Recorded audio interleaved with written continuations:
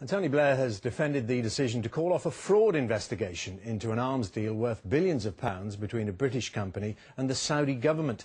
Mr. Blair said British interests would have suffered immense damage if the investigation had continued.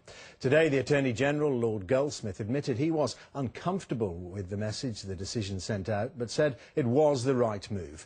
Frank Gardner reports. Cleared for takeoff. The BAE Systems Typhoon sail to Saudi Arabia is back on, now that the fraud probe into alleged bribery and corruption has been dropped. To some, this might seem a victory of commercial greed over ethics, but today the Prime Minister gave his reasons. Leave aside the effect on thousands of British jobs and billions worth of pounds for British industry. Leave that to one side. Our relationship with Saudi Arabia is vitally important for our country in terms of counter-terrorism, in terms of the broader Middle East, in terms of helping in respect of Israel-Palestine, and that strategic interest comes first. The Attorney General, Lord Goldsmith, who broke the news to the Lords, admitted today it had been a tough decision.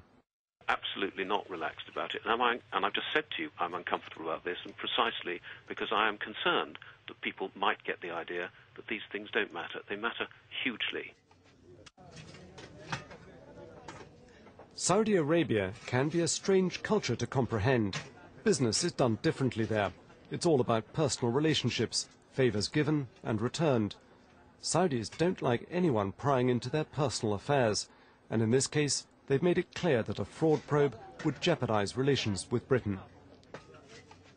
So just how close is the Anglo-Saudi relationship? Well, they have over £4 billion worth of annual bilateral trade. They cooperate closely on counter-terrorism, exchanging information on plots and suspects. And in trying to stabilise the Middle East, their diplomats are quietly working together behind the scenes. The bottom line, though, is this. At what stage do national security interests override the rule of law and good ethics?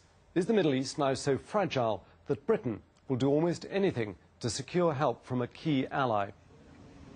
Some Saudis will certainly be relieved that the probe has been dropped. Others see it differently.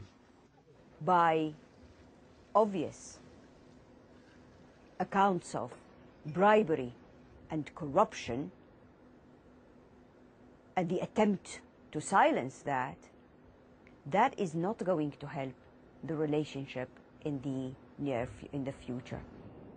But with the Typhoon deal now back in play, the two governments will be hoping to draw a line over this whole affair. Britain's most important Arab relationship is back on track. Frank Gardner, BBC News.